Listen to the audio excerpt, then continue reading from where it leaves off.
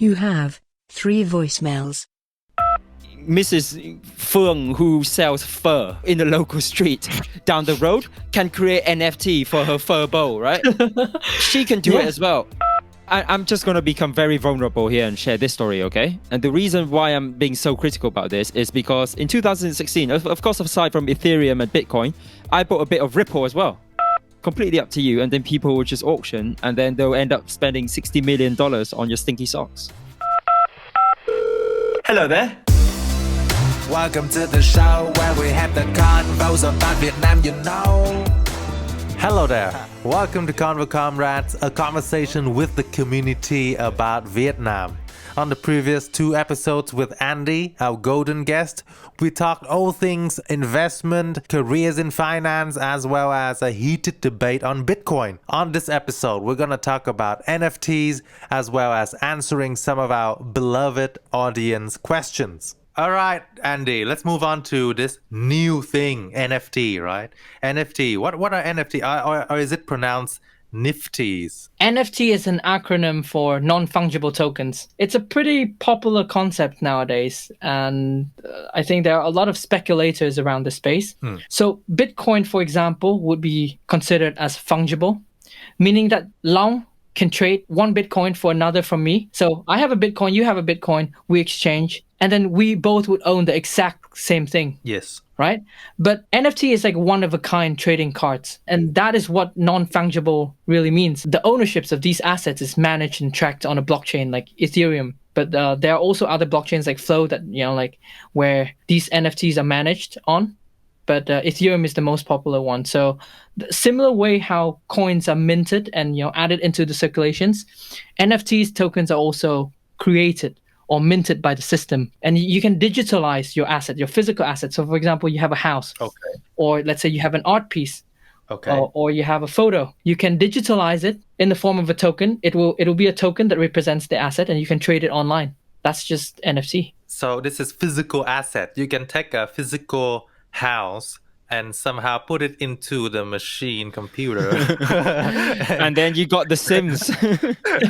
No, it does not necessarily have to be physical. It can be physical or it can be digital assets. So for example, you have a digital art piece that you want to put a value on it. You tokenize it, put it on a blockchain where it's like securely stored, transparent, so when it get exchange hands, you know that it has exchange hands from this address to this address. How does the buyer know that you have put the house on it? Okay, digital asset, easy because it's digital. But if you put a house on this token, how can the buyer know that it's already done properly? It's not a random house or it's not a fake house. No, so for example, like you are the owner of the house. There's no infrastructure in place for tokenizing house yet.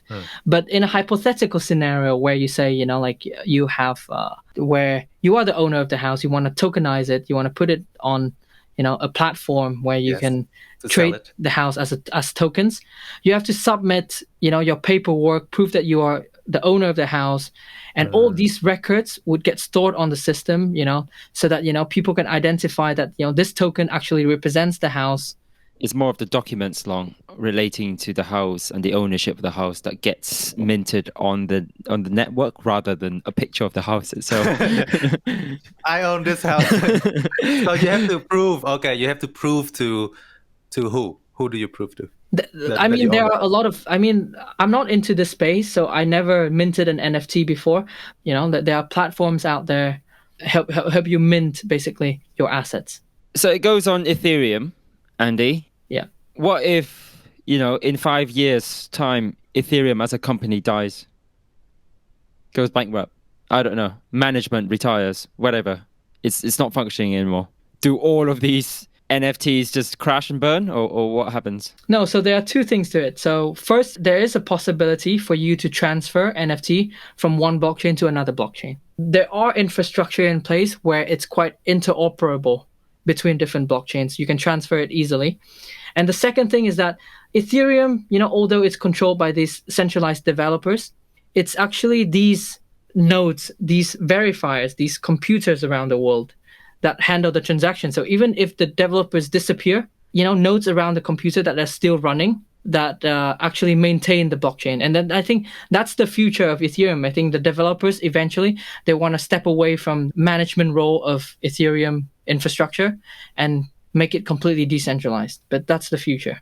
When you say NFT can be transferred from one blockchain to another, blockchain is like an operating system, like Ethereum blockchain, Bitcoin blockchain. Yeah.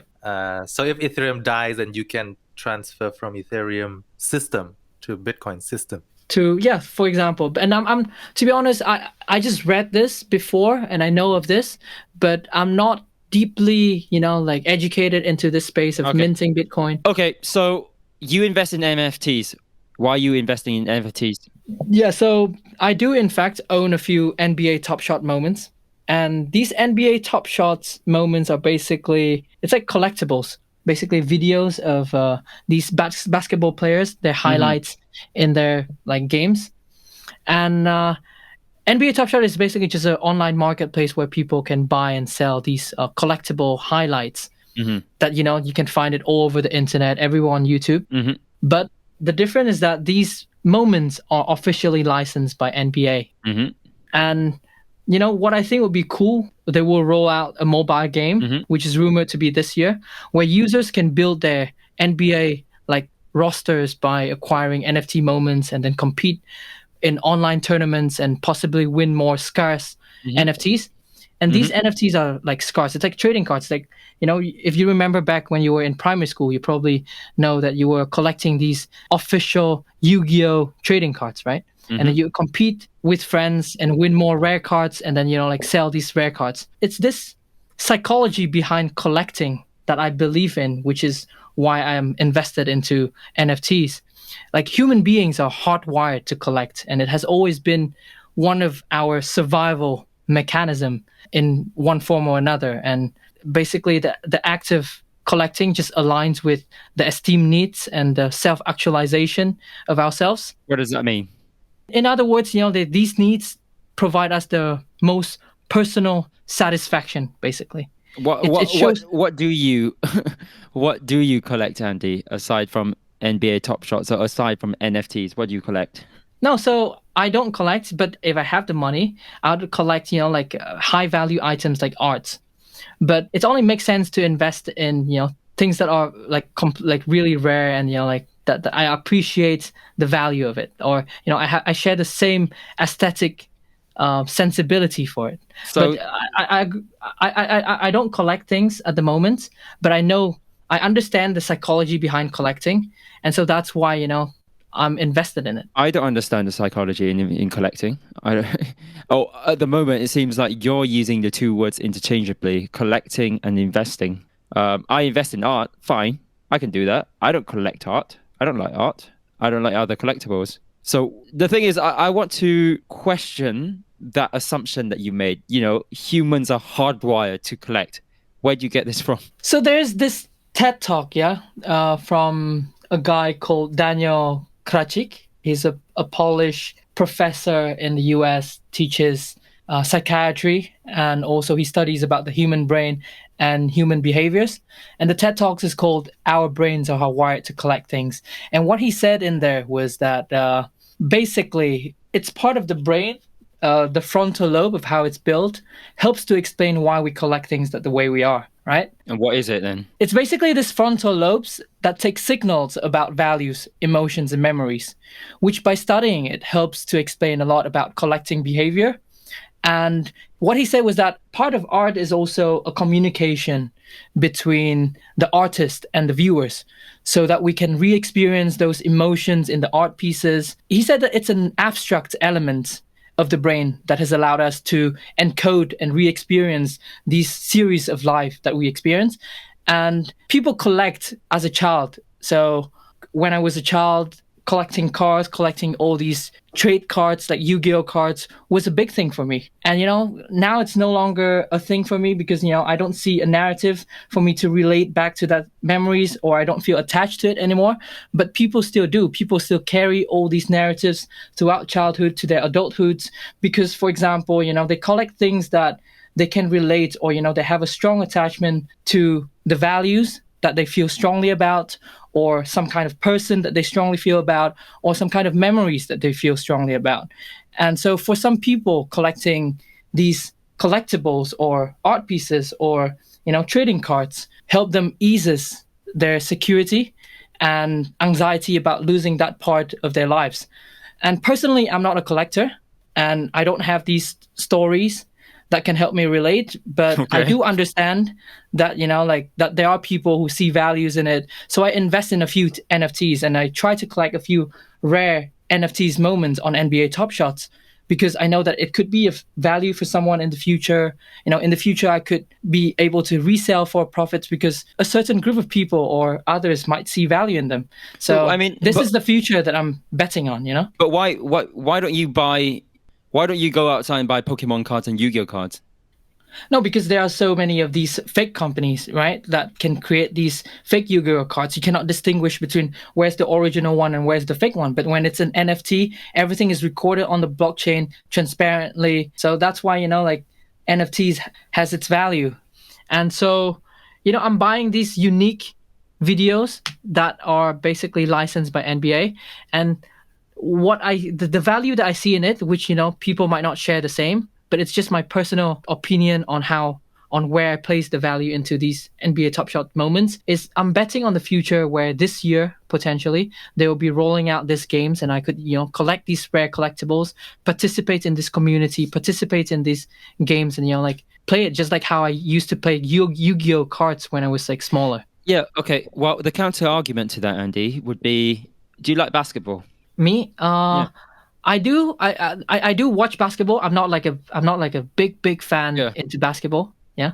So so you're not really buying for the sport, right? You're buying more of this potential for it to grow, correct? For it to grow and also for entertainment purpose. Yeah. Entertainment. What do you mean entertainment? You mean the game? Like I said before, the game that they're trying to create. So my next question would be, if Konami, which is the company behind Yu-Gi-Oh, does the same thing, would you buy it? Does the same thing? Yeah, I'd buy the Yu-Gi-Oh cards, yeah. If Goldman Sachs creates a game about investing and they create these random digital assets about investing, like, I don't know, we're going to have a video about FTSE 100. We're going to have a video about SP 500. Will you buy that? And, in the future, you're going to participate in this game as well. What I'm saying here is anyone can do it. And they can do the same thing, right? They can create all these moments or these asset classes that are specific to their service or their product. And then they can say that they create this game.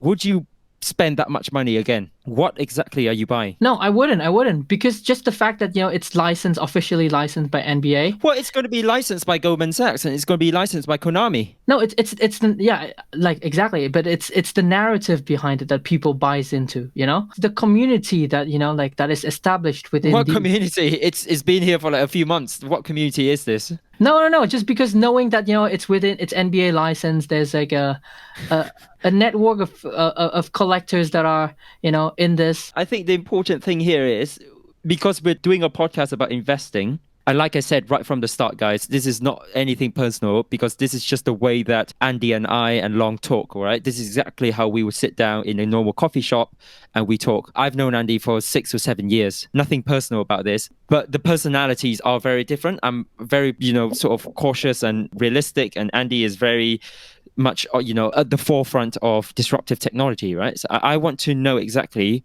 why you, and I think you're representative of the people at the moment who are involved in the NFT space, why you are putting your money into something like this, which can be, number one, replicated and scaled throughout so many different brands, right? The Premier League can do the same.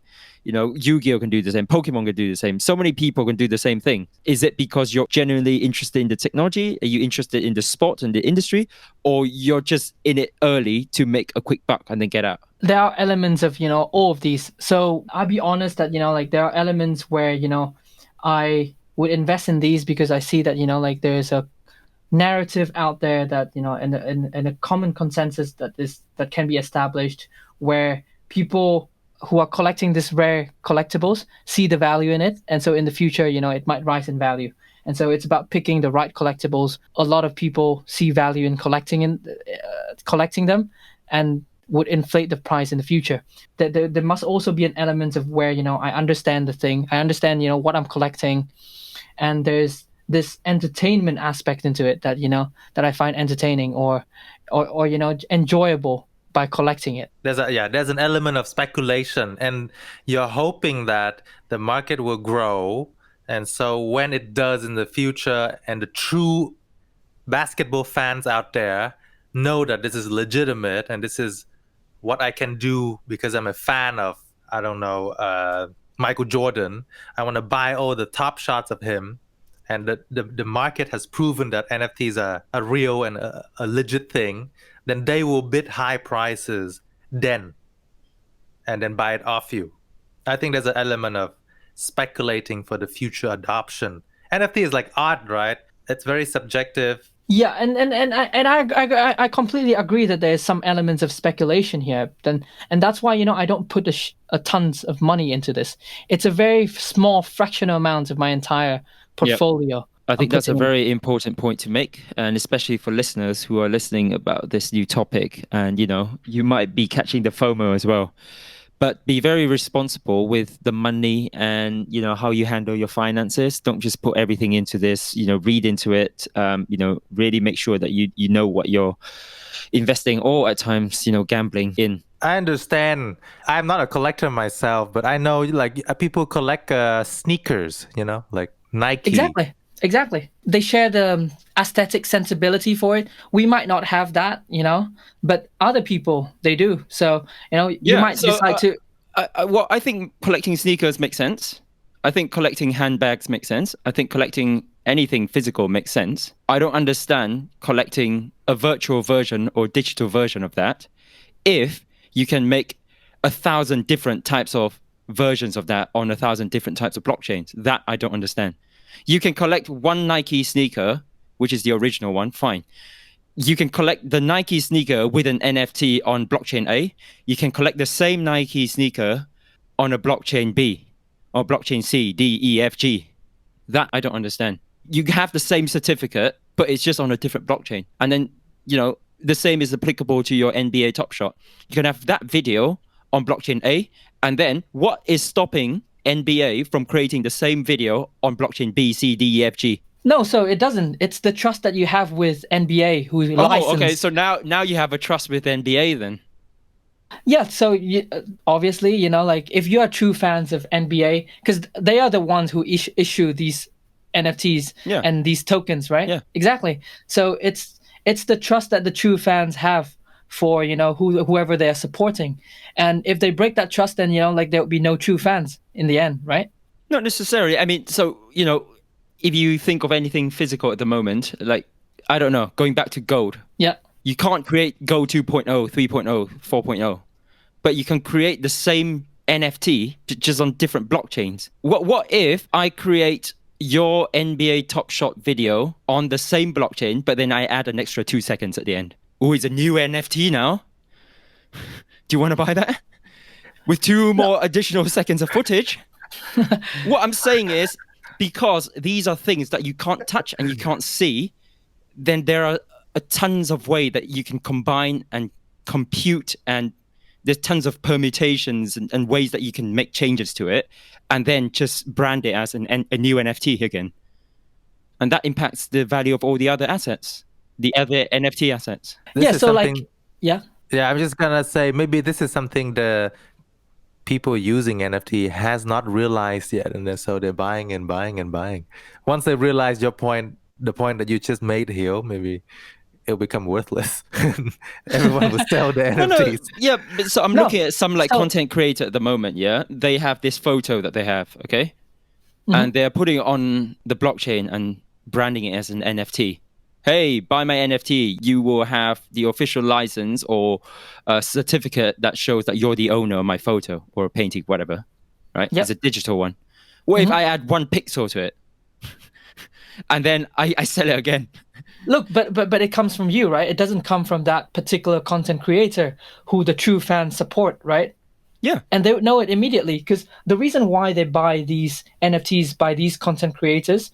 No, I'm sorry. The content creator can add a pixel, make some modification, and then sell another NFT. Oh yeah, but then that will be a different kind of NFT, right? So each NFT is unique on itself. So by, creating this new NFT, that would be a unique kind of like... Yeah, but what I'm saying is because the process of creating the NFT is so easy. It's so fast. You can do it easily rather than painting a Mona Lisa.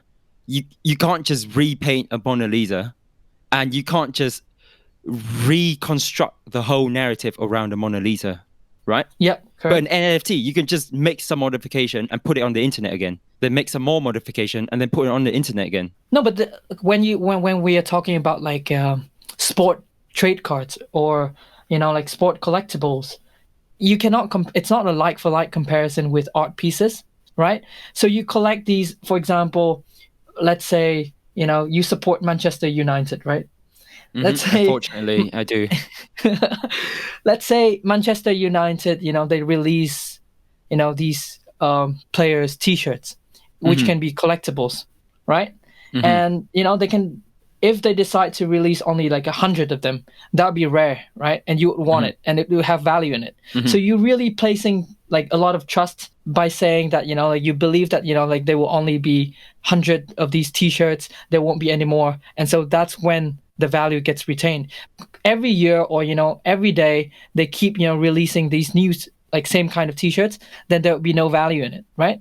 So you're collecting all of these NFTs by believing, like based on your own belief, there will be only so much supply circulating in the market, and it's rare. It will retain value in the future. Do you get what I mean? I kind of get what you mean. I mean, I think the same argument is applicable to going back to the podcast with Chang here along. All these brands like Chanel and Hermes, they have the opportunity to produce more bags, but they don't want to release more bags into the market. Yes. And this is the same with NBA Top Shots, right? There is the chance for them to release like, hundreds, thousands, or millions of these NBA Top Shots moments of, like LeBron James, the legendary moments, but they don't, right? They keep the supply limited so that, there's a value to it. Okay, so I was slightly convincing myself of your argument, but then I found a difference. And the difference is Hermes and Chanel have built their brands on this sort of strategy and tactic over decades. And that's why there is a strong belief in society that that's not going to change anytime soon. NBA's just recently entered this market and tried something similar, right? Yeah. What is stopping a Premier League, a Champions League, some sort of baseball association, some sort of cricket association to do the same thing?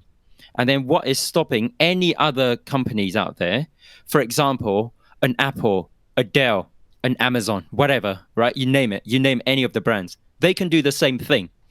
But you can't say that a Primark can do the same as a Chanel, right? If Primark suddenly today decides, hey, we're going to limit all of our supplies. We're only going to release our £5 shirts, 10 of them this year, right? Buy it because it's so rare.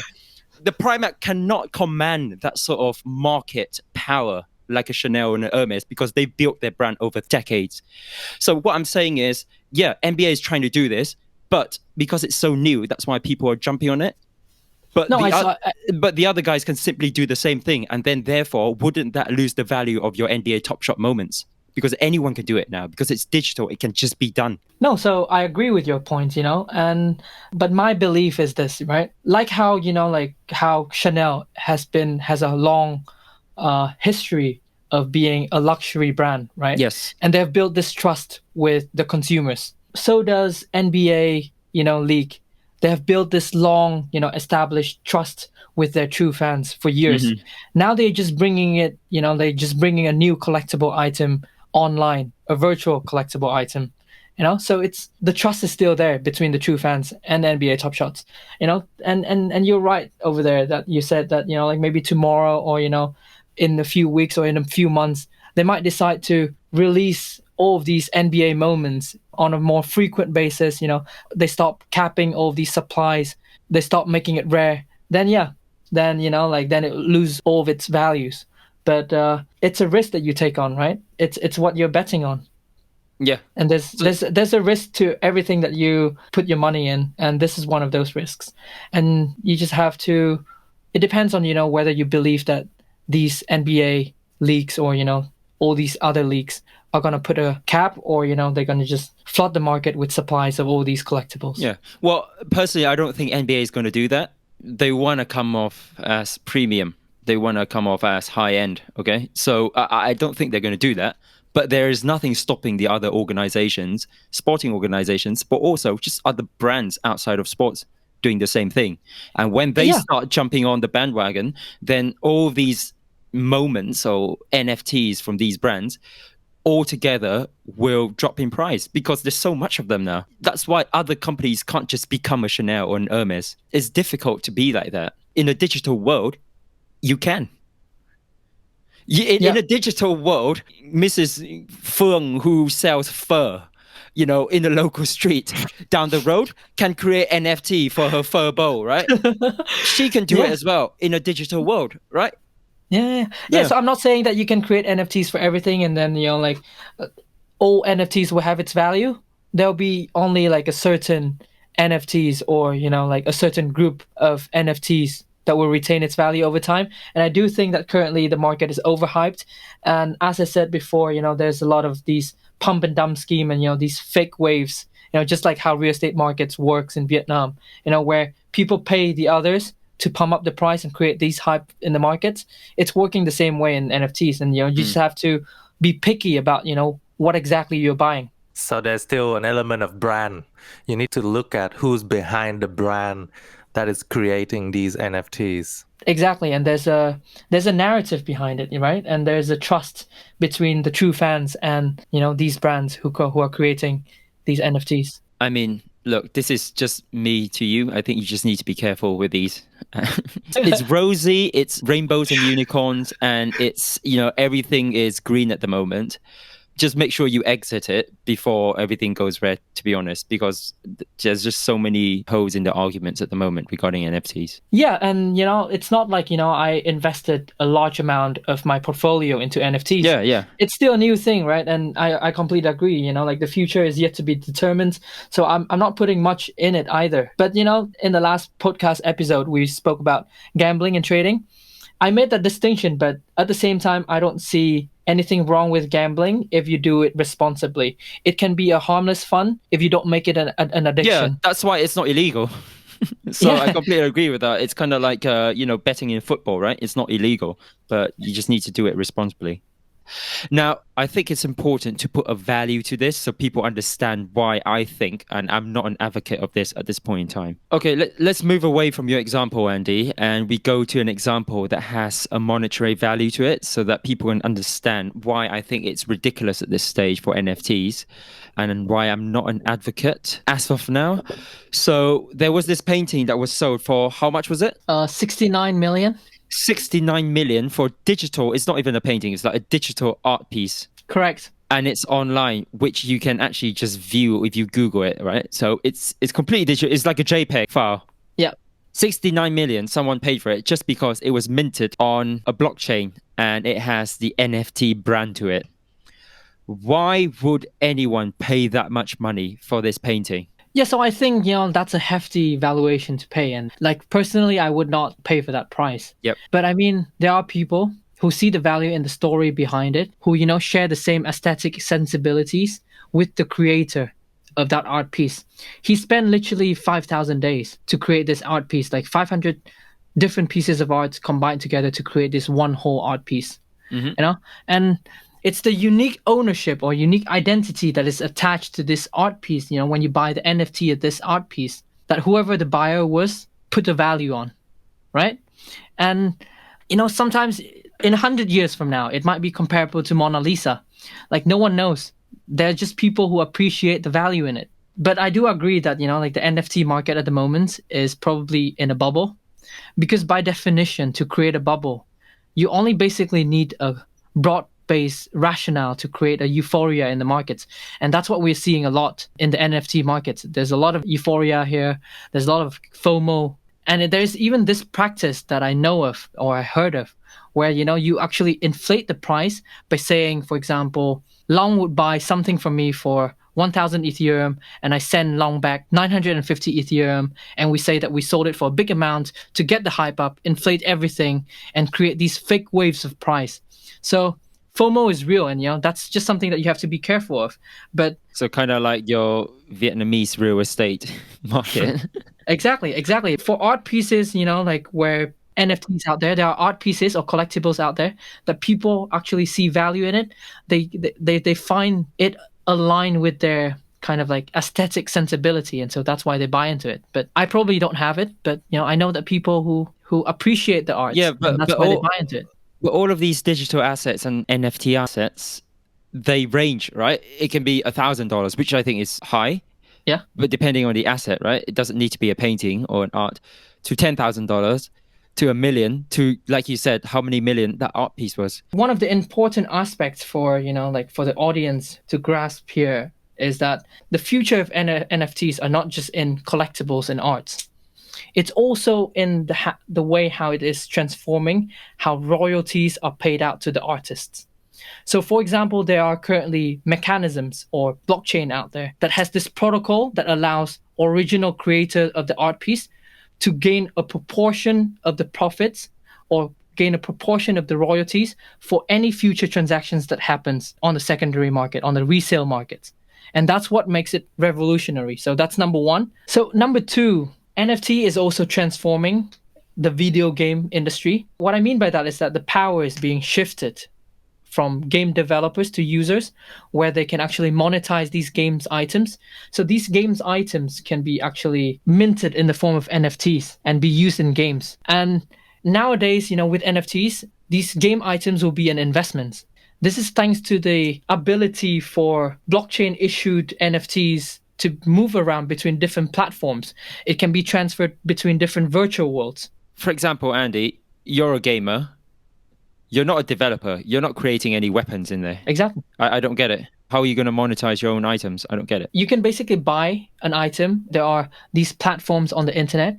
In Decentraland, it's basically a virtual world where, it's like a game world where you can, have your own avatar, walk around and, just live like a human being, but in a virtual world. Yeah. And there are these platforms that sell collectibles like, helmets, Yeah. Clothes, shoes. And at the same time, there are these platforms where you can, through 3D modeling, like the virtual modeling, you can create your own house, your own item.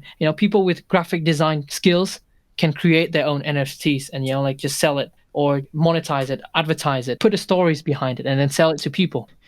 If you're a game developer, it's your team who's creating all these assets inside the game. But nowadays there are these platforms that are transferring the power of the developers to the gamers. Why would the developer allow that? I have the IP rights to the game. Why would I give you the right to modify my game and bring new items into it when I can make all the money in the world? No, because they see the value. So as I said before, right? What they're trying to create is this world similar to Ready Player One. If you watched the movie. Yeah, I watched it. You watched it? Yeah. Yeah, exactly. And so that's their vision. And I think when the power is placed to the gamers, these developers, these owners of these games can, see much more values extracted by, luring these gamers long term rather than, they just play it for a few days or, be attracted to a particular game, for a few months and then quit. There's a narrative here where the entire community is building these virtual world together, both gamers and developers. So it's not just developers themselves. And it's this sense of community in anything that we do, not just in gaming, but in general. It just makes the attachment stronger. So here it's the same, when these developers allow gamers to create the games, to create the virtual world for themselves, you're building this community, you're building this stronger community where you can create these stronger attachments between gamers and the game itself. And this is where the value comes from, I think. They could be a marketplace. So you're saying they are the eBay, and there'll be more developers come in and create products, sell on this eBay. I'm sure they must pay some transaction fees to the original game. Yeah. developer, right? To Yeah, incentivize so that. there will be transaction fees, and I think that's where, like the majority of the value will be extracted by developers. But at the same time, these developers, like just like other gamers, they can create their own items, they put a story behind it, and they sell, right? Okay, well, we'll see how that pans out. I still don't understand that in great detail, to be honest. Okay, fine. I like that. My next question would be, Andy. So I see a lot of these travel influencers that I follow, obviously, like everyone knows now. They have all these amazing photos, right? And these videos, right? And now what's happening is they've always been selling them online. But because of NFTs, they're branding it as, oh shit, my photo or my video is now on an NFT. It's minted on NFT now. It's on the blockchain. Now I'm selling it at this price, probably thousands of dollars. If you hadn't bought it before because you didn't really like or you didn't appreciate the art, or it wasn't of high value to you, you rather spend your money elsewhere, why would anyone buy it now just because it's got the NFT brand to it? I personally don't see the point of buying these NFTs created by content creators because I'm not a true fan of any content creator out there. But I'm sure that there will be like these true fans who are willing to buy these officially licensed or or NFTs that are created by these content creators because there's a name attached to it, right? There's a brand, there's a narrative attached to it, and people buy into it, right? People buy into narratives. That's how you sell products. That's how you sell the story behind it, and people see the value in it. I personally don't see the value in it, but I'm sure people do. And it's too early to tell whether most of these NFTs are probably gonna die out, lose its monetary value that is attached to it. Look, I'm just going to become very vulnerable here and share this story, okay? And the reason why I'm being so critical about this is because in 2016, of course, aside from Ethereum and Bitcoin, I bought a bit of Ripple as well. You know what Ripple is? Not many people know what Ripple is today, but I know, XRP, it's on the press. But it's, exactly. It used to be a cryptocurrency that was a big deal back then. No one talks about Ripple now. And because I was jumping on the bandwagon and I had FOMO as well. So I thought, okay, I've got Ethereum, I've got Bitcoin, let's buy a bit of Ripple. Buy Ripple is absolutely useless now. It's absolutely valueless. Who knows? In 20 years, it might be very valuable. But what I'm trying to say is these NFTs, you guys need to be careful when you're thinking about buying these NFTs. There might be a lot of hype at the moment, but in 10 years' time, it's completely money down the drain. Exactly. So you have to pick your investment right. Yeah. So you have to do your research on what NFTs to put there because I did my research on Ripple. Yeah, you only invest the amount that you're willing to risk, right? There's a risk attached to any type of investment. That I completely agree. And what I see a lot out there is that these NFT projects that has literally no values, but people just inflate the price. And I think the best strategy is always to buy the best one out there, like investing in art piece. The best one, like the Mona Lisa and like those art pieces from Picasso. Okay, well, you touched on a point where I need to talk about this now.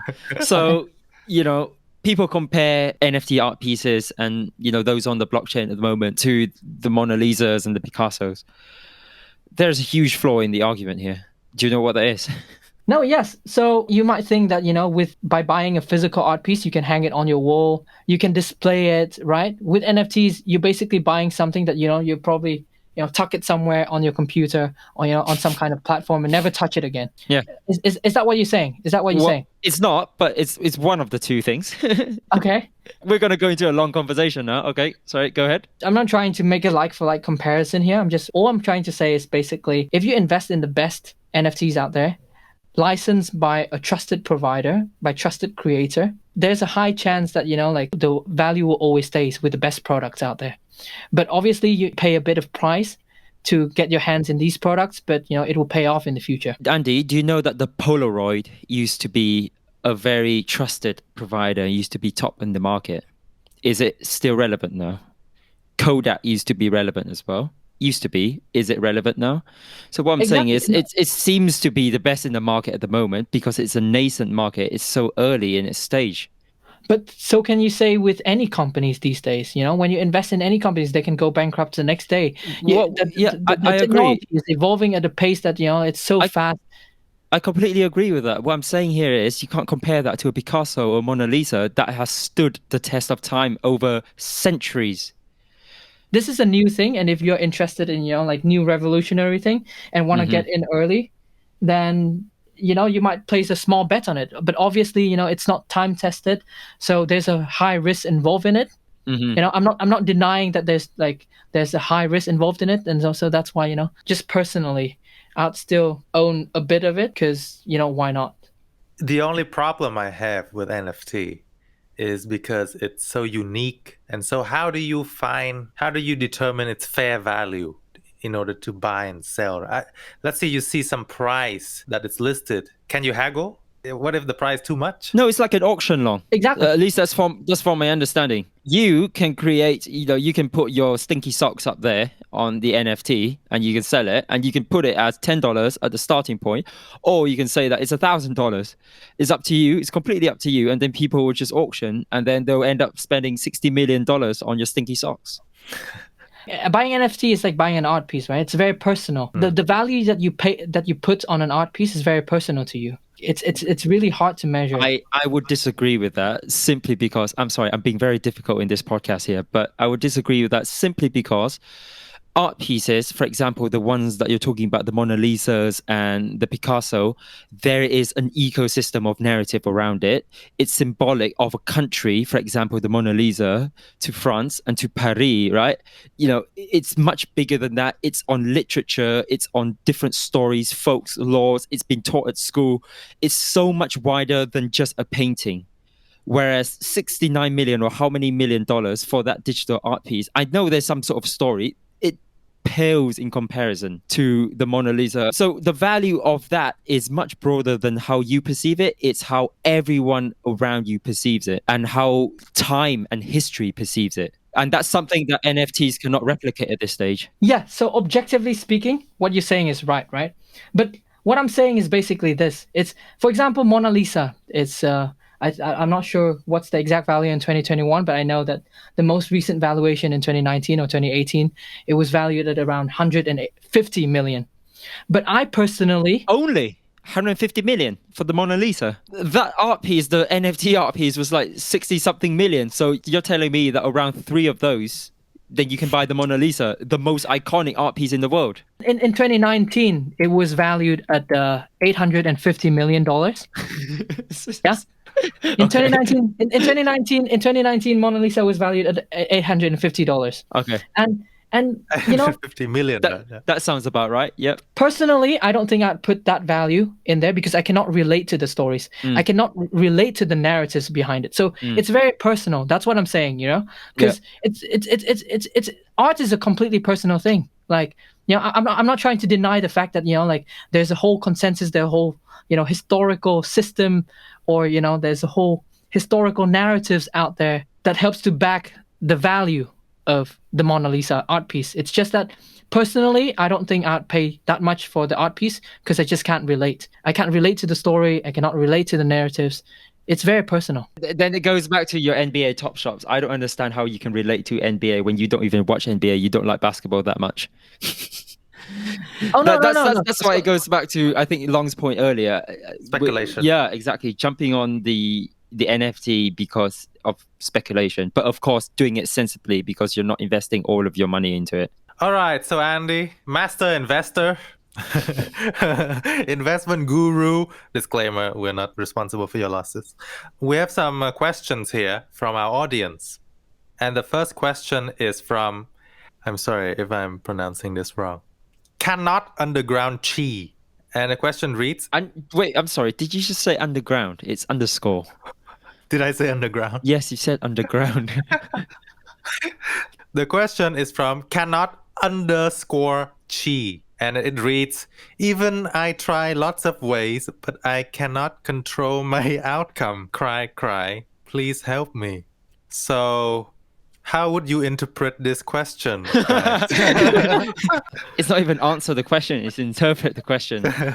I guess the question here is, should you control the outcome?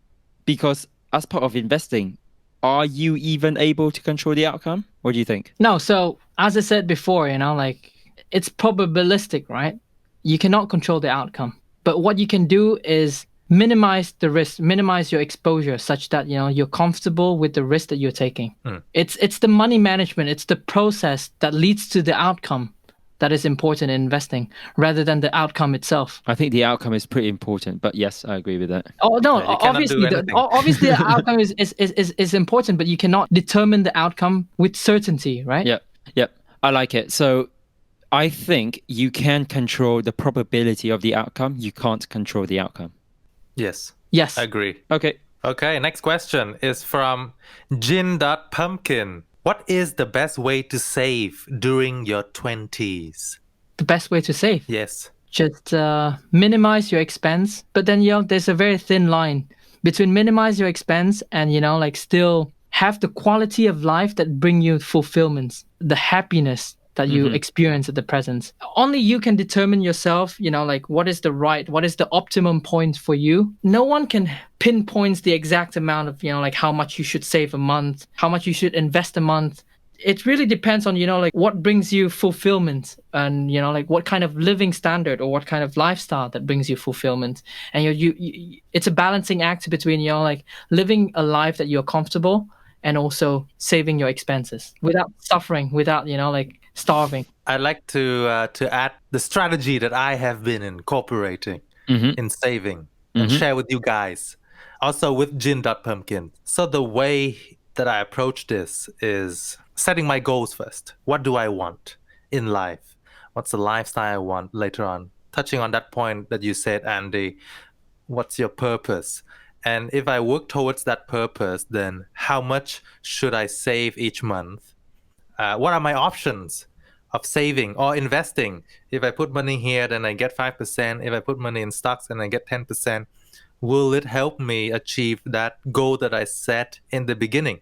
I mean, just to be a bit more specific for our audience, Long, what kind of goal are you talking about? You don't need to give the exact numbers, but are you setting like, I don't know, how much money you make by X year or how many houses you have? How do you define goal here? This should be different for everyone, but I define it in terms of cash flow, right? Because you need cash flow each month to survive, to do the things you love, you're passionate about. So I'm working towards that. And for me, that's retirement, right?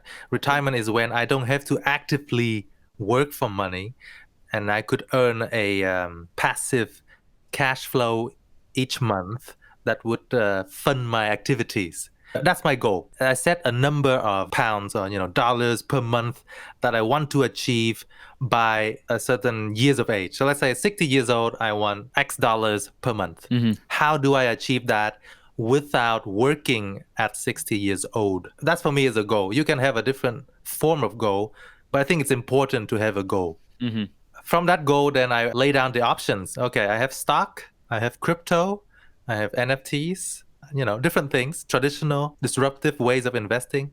How do I combine it so that when I project it and when I'm 60 years old, it gives me that X amount of cash flow? I think that's the way that I approach it. What do you think, guys? That's a great way of putting it. It's setting your goal and work your way backwards, like reverse engineer it. Yes, I think it's clear when you have a goal, right? If you just invest without a goal, then sometimes you become too greedy and then you miss certain opportunities. Exactly. All right. So thank you, Jin Pumpkin. Next question we have is from Hi's the name. Are you sure it's Hi's the name? Yes. What if it's Ha is the name? It could be. It's Ha. HA is the name, or Hi's the name. I think it's Ha. Okay, Ha. Thank you, Ha. And then the question reads... for those who don't know, we know Hi, and that's his Instagram account. But it's Ha. Yes, thank you, Ha. Question reads, when Lambo with 3 charts going up emojis? When what? When Lambo. I don't even know what that means. So this is a common question in the crypto investment world where people are looking for really short term, right? After they invest in some new crypto coin, they ask the developers, guys, when Lambo, when Moon, when prices are going up? Yeah. So I guess the general question that Ha is asking is how do we see the market right now? Yes. What is your view on the current market? Well, it depends on what you're really looking at, right? Within the crypto space, we're seeing a lot of developments out there. Institutional money are coming in, are flooding into the market. So it's just a good indication that, like people are adopting it. And then more people are seeing value in these kind of things. I mean, there will be like short-term price fluctuations. There will always be. But over the long term, my view is that the price will continue to increase. Obviously, this is not an investment advice, guys. So take it as a pinch of salt. So actually, I've got a question here, a comment from one of my Facebook friends, and it reads, interesting and helpful. Thanks for sharing. That's relating to our first podcast. You already mentioned a little bit, but it would be amazing if you could touch on the future of investing and its intangible values. So for example, ESG investment, green bonds, inclusive growth, so on and so forth, in the next episode, especially for newbie investors like myself who want to know more about growing my money and also growing my contribution to the society. Interesting. We have not talked about investing in sustainable products at all. What do you think about this, Andy? Wait. You haven't shouted out the person's name. Oh, I'm a terrible person. That's why Long is so good at this. Okay, the person's name is Tường Dung Nguyễn. So hello, thank you. Dung. Hello, Dung. Hello, Tường Dung. And and thank you for your question. And to be honest, I'm not an expert in this field either. I think the only ESG kind of investment that I've made is in Tesla. Okay. If you could consider it as like a green kind of investment. Mm-hmm. But ESG just basically stands for environmental, social, and governance. And ESG investing is just basically sustainable investing. That's all it means. And you're basically buying shares of these companies that have impressive environmental, social, and corporate governance incentives or practices. Or you can also buy green bonds, as you mentioned in your comments. And these are basically bonds that are specifically designed for climate-related or environmental projects. Mm-hmm. Or you could also invest in ESG funds, which are basically investing in portfolios of equities and bonds that invest based on green criteria or environmental friendly, social friendly criteria. How do you categorize an asset as ESG? To be honest, I don't work in this space. I'm not really sure, but this is what. Sorry.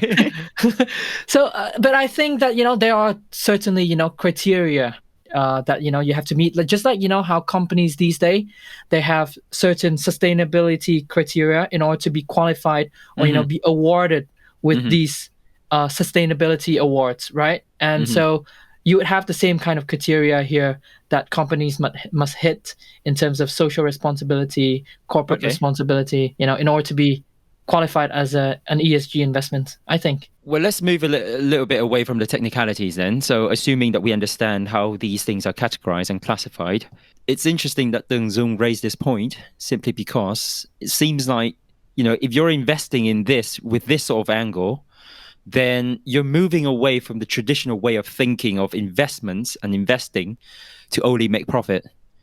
And you're now thinking of investing so that, yes, you're making profit, you're growing your wealth, but also you're doing good for society. Is there this sort of new way of thinking now, especially for the younger generation? I think yes, I think definitely. And there are a lot of research reports from Deloitte and Nielsen. I haven't read it, but I know. And they basically talks about these millennials and Gen Z as, a generations that are most conscious about sustainability.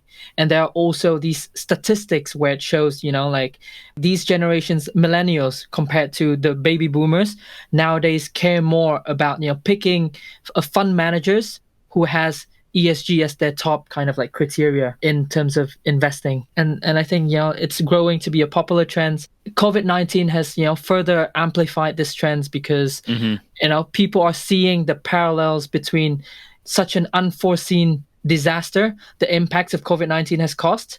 They've seen the parallel of that to, other environmental issues. So this is becoming a thing. But at the same time, there are many critics who are saying that maybe this is just a bull market phenomenon.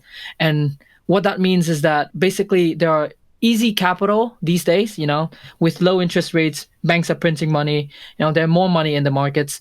The market is running like up, there's a lot of cheap money there. So companies have the kind of excess money to invest in all of these ESG kind of practices and measures. For example, in a downturn, when companies are, trying to stay afloat, they would not have the resources to invest in all of these expensive ESG practices.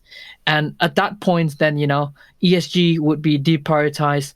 Investment might be less popular during a market downturn than now, but that's just, like one way of looking at it. So there are critics in this space, but also there are supporters. But my personal view is that definitely ESG is here to stay.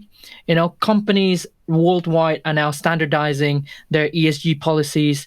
It's becoming a norm. It's become a must-have for companies in order for them to attract talents and, attract more customers. If they're not sustainable, if they don't invest in these ESG measures, then they might lose customers. They might risk themselves financially, and the stocks might fall downwards because they lose all the customers, lose the talents to maintain the high performance of the company. Yeah, I agree with that. And I think it's a convergence of a number of factors, isn't it? You mentioned COVID-19, you mentioned the rise of Gen Z, also the companies wanting to make sure that they attract the right talent to ensure a sustainable pipeline of talent and workforce. And then, from a social aspect, you've got Black Lives Matter, inclusivity and diversity issues relating to the Asian minorities at the moment in societies. And of course, you've got different roles and expectations of how companies operate in the market. For example, Facebook and Twitter, they're seeing like more of a changing responsibility in how they position themselves in the market, not just providing the technology and the platform, but also, their role in preventing or at least providing stability in the US presidential inauguration, banning Trump's Twitter and Facebook accounts. There are changing roles and shifting dynamics at the moment in the market, and it's definitely heading towards an ESG positive future, in my opinion. And that's why it would make sense to start thinking about these areas. And it's affecting so many different industries and markets. I have two issues with this. You don't invest in ESG? not that I... And it's completely fine because I don't at the moment and Andy doesn't. So I'm not sure where we're getting all of this millennials and Gen Z. not that I don't... Yeah, I don't invest in ESG. And also, I'm not aware of it. So first of all, my first issue is, does it make a difference investing in secondary markets in ESG companies? I understand the argument if you are the consumer. Okay, I want to buy responsibly fished tuna. That's fine. That affects directly the revenue of that company. But that company has already IPO'd. Money is there. We're buying secondary market, ESG or not, that company doesn't care. Sorry, can you elaborate a bit more on secondary market? What do you mean by that? So if IPO is when the company first went public, right? That's when they first sold their shares. That's the first dairy market. that's a primary market. First dairy market, where they make milk and cheese. Primary market, right? And after that primary market, they've had their funds. So that's it. They lose touch with the world from that point onwards. Now just the initial buyers keep on selling on. So that's on the secondary market. And we invest mostly on secondary market, right? We don't buy firm IPOs most of the time. No, so I see your point there as well. And my counter argument to that would be that as these investors in secondary markets invest into these companies, it drives up the stock prices of these companies, right? And obviously, these companies still retain some of its own like stakes in their own companies. And by driving these, stock price up, they're basically they're putting more funding for the companies, right? Don't you think? Because companies can, sell more shares in the future, for example, to the public market. They might, exactly, right? And that could be a possibility. They might have, a reserve of shares that they retain within the company.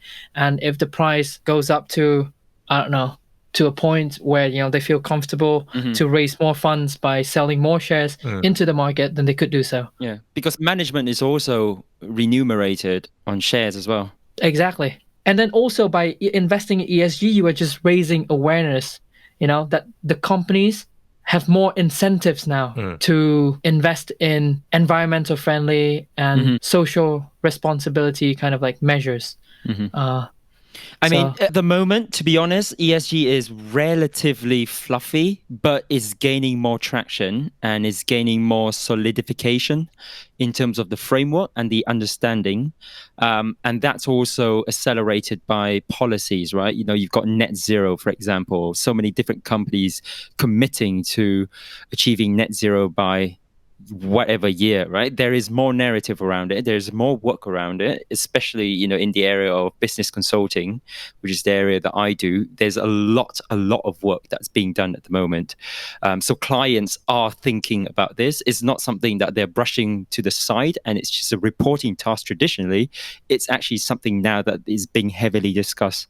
So I do see the future is, how fast you go there. Yeah, I think understanding the reason behind as well as the impact investor can have. Because I was thinking I would have no impact investing in ESG or not. So why invest in ESG? I just invest in the highest growth company. Yeah. No, that's a great point, Long, because I think, the same argument applies to so many different things, right? Because we have so many different priorities in life. We have different values and our priorities of those values are different. So, you might not invest in ESG. I might do. I can't say that I'm a saint here because I eat beef and you might not. You might not drive a car and you take public transport instead, right? Or Andy probably sends money to charity every week. Yeah. A portion of his salary. We just approach things differently in how we help the world. So it's not to say that if you don't invest in ESG, you're a bad person. Yeah, and if you make these ESG investments, the impacts may be indirect, but it's still an impact. Yeah. And it's also extra steps you have to take, like recycling. You know the purpose, you know why it's good. That's why you take the extra steps to sort out your rubbish instead of just conveniently putting it in on once. And I think it's the same with ESG. You have to take the extra steps of researching, reading that ESG statement or whatever, just to find out that, okay, these guys are genuine ESG. So but I think if you understand the purpose and your impact, then taking the extra steps can be worth it. I think it will really, really gain traction when there's clear correlation between ESG and investment yield. I think that will come eventually. That's when, all of these companies are gaining a lot of investment acceleration and when they're growing really fast. And of course, that's propelled by policies, so on and so forth. And that's when people will really think, holy crap, there's a greater awareness in ESG, but also they want to make money from their investments as well. Yeah, and I think this is coming in the long term. You might not see it in the short term, but definitely something in the long term. Okay, cool. Great debate. Thank you for your question, Teng Dung Nguyen. Thanks, Andy, for answering the questions from the community. Another question that we personally have, Long and I, is, if you were to go back in time, and if you were to say something to yourself, what would you say? It's not going to be buy Bitcoin, right? So No. I think this is a really interesting question. And if I could go back in time, I'd go back to my old self when I was 15 years old. So just before I did my high school IB diploma, and tell myself that to better start figuring out myself, what is it that I want in life as early as possible, because it will save you time on the nonsense things that allow you to prioritize your life on things that are most important for you in life, especially when so many people, and especially the Gen Z these days, have this problems of paradox of choice. They're presented with so many choice in the world. So it's better to figure out, what is it that you want in life as early as you can so that you don't waste time on things that adds no value to your goal, purpose in life. I'm being an asshole here, but how would you know what you want at 15 years old if you hadn't gone through the experience that you had? It's partly experiencing life that, contributes to what is it that you want. But at 15 years old, I think, you should be mature enough. That's when you're starting to select the subject, like the IB subject that potentially could lead to, what exactly that you're going to do in university. So at that point, you probably would reflect very deeply on yourself. What is it that brings you joy? What area is it that you're passionate about? What is it that makes you happy, and like what is it that makes you ticks? What is it that drives you in life, like make you want to wake up every morning and just start on it? So you did a degree in finance and accounting. Yeah. Do you regret it? No, I completely don't regret it. So why 15 years old then? No, it's just that the earlier you know what you want, it's not just about career. It's about anything in life, so that you just don't waste time. You know what's important for you, so you don't waste time on these fun social things that add no values to your life. Less dinner with friends. Yeah, I'm sorry, Andy, for inviting you to do my dance project. Always a pleasure.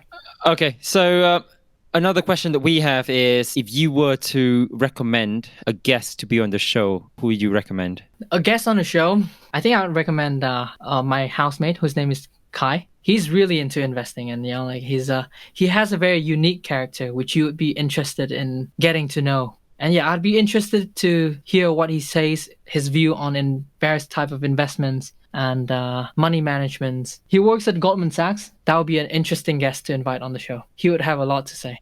Impressive.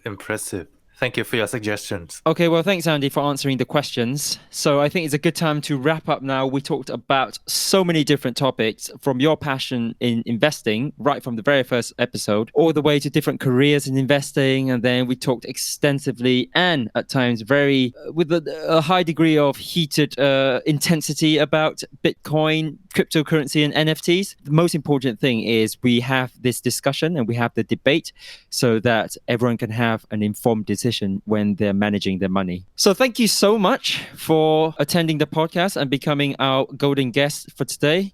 You can follow Andy on his newsletter. What is your newsletter, Andy? It's andytorang.com. And what's it about? All range of topics that I'm curious about. It's a way for me to log my learnings and keep track of my thoughts. But topics range from tech to real estate, the general markets, cool stuff. Are we going to be on your next newsletter then? You can talk about how this conversation went. Yeah, I'm probably going to post. Oh, really? Post the podcast on there. Okay, cool. Well, thanks everyone. And be sure to join the community on Facebook and Instagram. Like, the people just now who sent through their questions. We're happy to have a conversation with you. If you want to send out your comments, questions, suggestions, we'll read you out. We'll give you a shout. And that's on Convo Comrades. And be sure to look out for the next episode. It's going to be topic 2 between me and Long. But as for now, bye-bye.